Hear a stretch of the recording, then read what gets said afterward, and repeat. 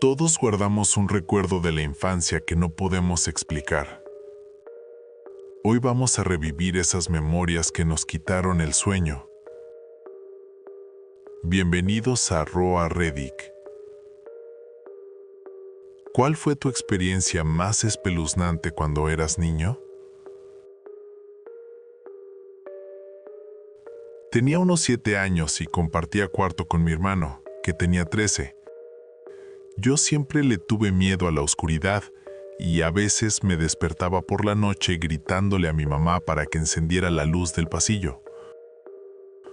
Una noche de invierno me desperté y justo antes de gritar, noté que había un hombre en la terraza, justo al otro lado de la pared de nuestro cuarto.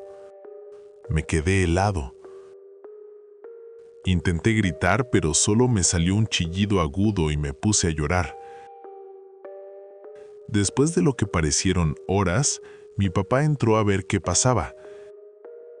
El tipo ya se había ido y mi papá intentó convencerme de que era una pesadilla. Hasta que mi hermano, oculto bajo las sábanas, dijo que él también lo había visto. Mi papá salió de inmediato con la escopeta. Había huellas en la nieve fuera de nuestra ventana y de la ventana de su cuarto.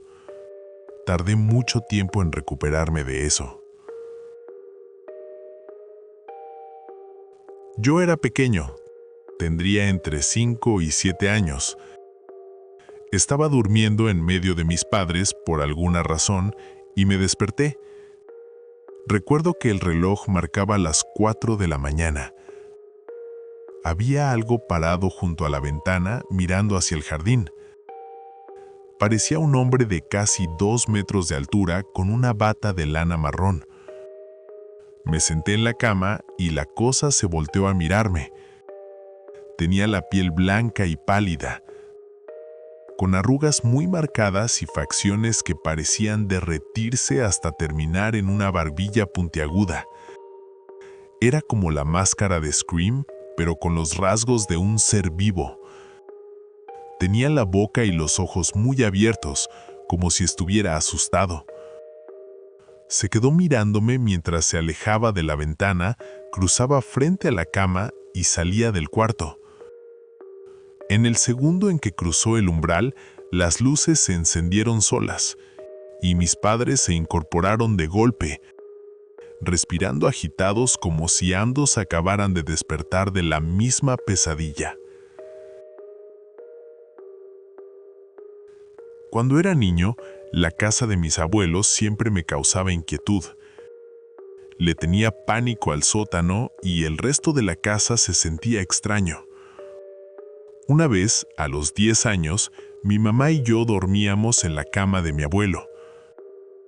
Yo no podía conciliar el sueño y miraba hacia el centro del colchón, de modo que mi nuca quedaba cerca del espacio entre la cama y la pared. De repente sentí que algo me pinchaba la parte de atrás de la cabeza. 2 veces. Me quedé petrificado, congelado por el miedo. Así que nunca me atreví a girarme para ver qué era. Hasta el día de hoy no sé qué pasó, pero todavía puedo sentir esos pinchazos. Era tarde por la noche cuando escuché un choque de autos frente a mi casa. Por alguna razón tuve el presentimiento de quién era, y se lo dije a mis padres. Tuve razón. Era un amigo de la familia al que solo había visto una vez hacía años y que ni siquiera vivía cerca de nosotros. No tengo idea de si fue algo más que la mayor coincidencia del mundo, pero fue impactante. Mi mamá me acostó en mi habitación, pero desperté en la planta baja. Al principio pensé que era un sueño, pero recuerdo que un hombre me levantó cuando estaba a punto de dormirme, me bajó las escaleras y me acomodó entre unas mantas entre el sofá y una silla. Yo era muy pequeño y mis padres tenían una puerta de seguridad en las escaleras. Mi papá trabajaba de noche y mi mamá estaba profundamente dormida, Nadie sabe cómo logré bajar. Todavía lo recuerdo con total claridad. Fue muy extraño. Tenía unos 8 años. Yo siempre dormía en mi cama. Jamás me quedaba dormido en el sofá. El día que volvimos del funeral de mi abuelo, me fui a mi cuarto como siempre, pero desperté a mitad de la noche en el sofá de la sala. Al abrir los ojos, vi el fantasma de mi abuelo. No daba miedo. En ese momento se sentía como algo natural. No dijo nada, pero hubo una especie de entendimiento místico entre nosotros. Regresé a mi cuarto y me dormí. Habría pensado que fue un sueño, pero fue tan vívido que se me quedó grabado por años. Cuando cumplí los 20, le conté la historia a mi mamá y me dijo: «Fue la noche de su funeral, ¿verdad? Yo también vi su fantasma esa noche». Tendría unos 6 años.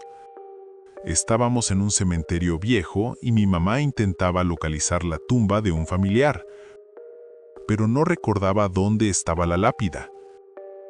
Mientras ella miraba alrededor confundida, sentí una necesidad impulsiva de correr en una dirección específica. Atravesé las lápidas hasta que sentí que debía detenerme. Me paré frente a una tumba. La miré y resultó ser exactamente la que mi mamá estaba buscando. Tenía 9 años y estaba durmiendo en la cama de mis padres. Era un sábado temprano. Mi papá se había ido a andar en bicicleta y yo me pasé a la cama con mi mamá tras despertarme de una pesadilla. Me levanté un momento para ir al baño y al regresar vi una mano blanca y pálida que me saludaba desde detrás del armario. Me quedé en shock, incapaz de reaccionar. Bloqueé el recuerdo durante un año hasta que mi prima mayor mencionó que ella había visto una mano saludándola detrás de un espejo cuando yo estaba en su casa. Ahí comprendí que no lo había imaginado.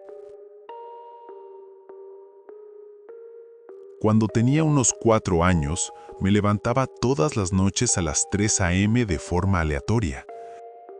Caminaba hasta la sala y me quedaba mirando fijamente un espejo enorme que teníamos allí.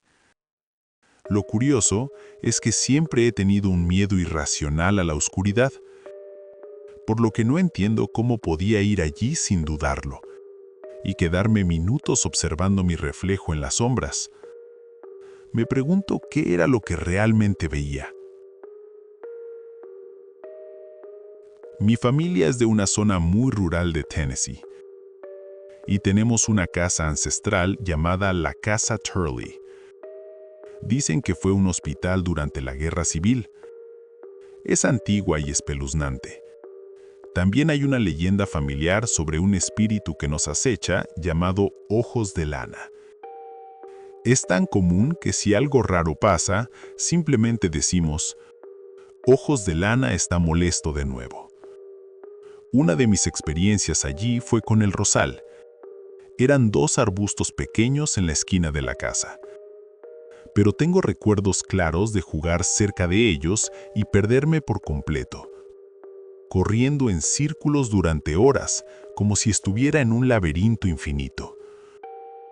Cuando por fin encontraba la salida, mi mamá estaba furiosa porque me había ausentado demasiado tiempo. Años después, ella me confesó que todos los niños de la familia tienen historias similares sobre perderse en ese mismo punto. Todos culpan a Ojos de Lana, diciendo que solo se estaba divirtiendo.